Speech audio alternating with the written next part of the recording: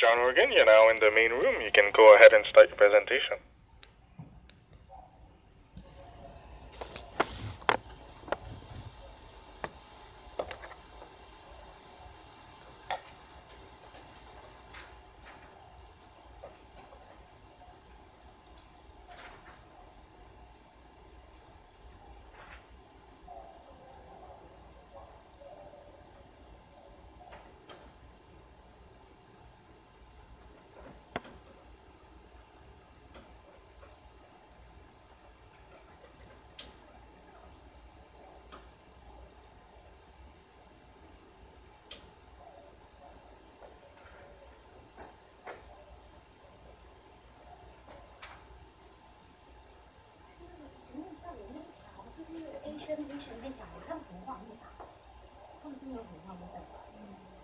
Back that's bearing fruit today.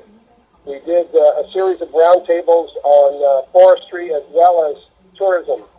You may know that this is the year of China-Canada tourism, launched with the Prime Minister and the Chairman back in October, November, when the Prime Minister was through. And that's a tremendous opportunity to bring more people to British Columbia, particularly through the Caribou to Barkerville on tourism, agricultural tourism, the ecotourism, adventure tourism, as well as the traditional tours through the major cities in the Lower Mainland of Victoria. So tremendous potential. And what's really struck me is the staggering magnitude, the scale of China. It's all well and good to read the numbers, to hear about it, but to see it firsthand, the traffic, the people, the air quality, particularly in Guangzhou. These are real opportunities for Canada's clean tech sector. A small player in the international stage compared to China, but one that has developed relationships over the decades, and I was pleased to carry that forward while we were in China. We're just wrapping up today our tour to South Korea. Again, very exciting opportunities in high tech, long-standing relationships with metallurgical coal, from the Kootenays to POSCO, the major steel manufacturer in Korea, building the world with Korean steel based on coking coal from the southeast of British Columbia.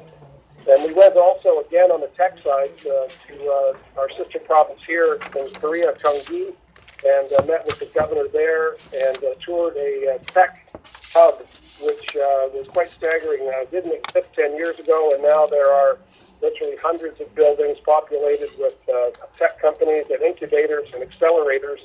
And I bumped into, randomly with the ambassador, several Canadians who are back in Seoul, starting up businesses with the expectation that they will be bringing them back to the Lower Mainland. 60,000 Korean Canadians live in and around BC, mostly in Burnaby equipment area. But one example of the enormous potential on the tech side is a company called Netmarble. We come into the BC market with a major investment, and they want to do more. So on the tech side, I think we've had a tremendous breakthrough over the past couple of years, and that's only going to continue as we go forward. But the relationship building is the key part of trips like this. It's been humbling to be the Premier, and the delegations have greeted us with enthusiasm.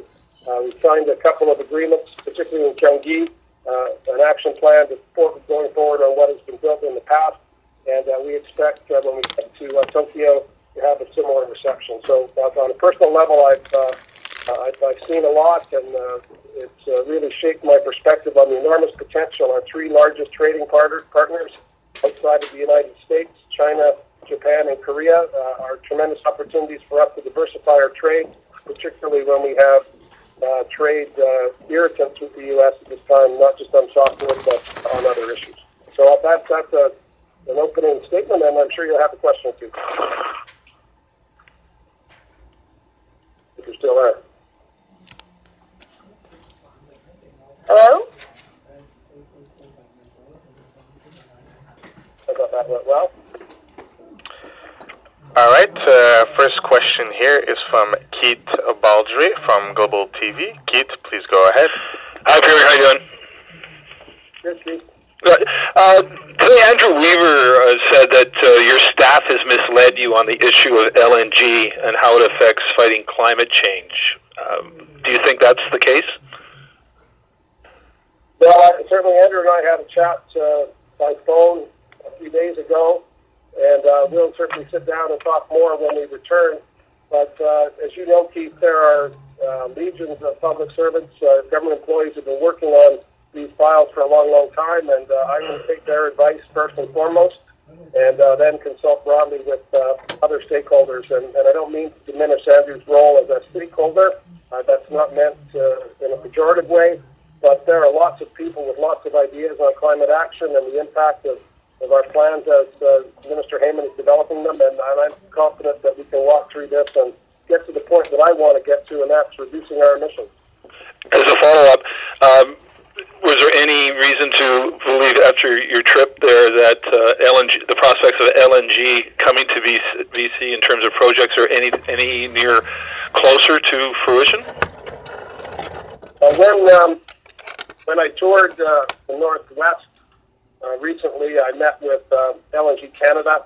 I met with Kitimat LNG, and I committed to LNG Canada that since we were visiting three countries that make up the joint venture partners, KOGAS here in Seoul, PetroChina in Beijing, and Mitsubishi in Tokyo, I committed to meet with those organizations to talk about the new government, talk about my views and what we can achieve. And I, again, just reminded when I met with KOGAS, when I met with PetroChina, that we have 4 key pillars in our LNG strategy that involve, as you know, I'll repeat them, ensuring that there's a return to British Columbia, that British Columbians are put to work, that Indigenous communities are partners, not just to be consulted and moved on, and lastly, that we meet our climate objectives. And I was joined by Minister McCallum, Ambassador McCallum, in Beijing. He reaffirmed the Canadian position that there will be a carbon price of $50 a ton across the country by 2022. And the Ambassador Walsh here in Korea reiterated that as well. So we've been consistent. I made that clear to Andrew.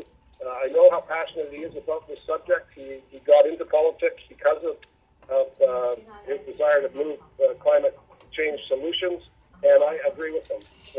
The other side of the coin, however, is that I have a larger responsibility to look at opportunities for economic development and job creation and investment in British Columbia, and if it can be consistent with our plan, I want to cultivate that. So I laid that up for Andrew, and we'll do a more detailed discussion of that when I get back. But I am under no illusion. Mr. Weaver is very passionate about this, and as you know, he's been taking 140 characters at a time and more so. So I'll have a face-to-face with him when I get back, and we'll talk about our leadership team, which he applauded when we appointed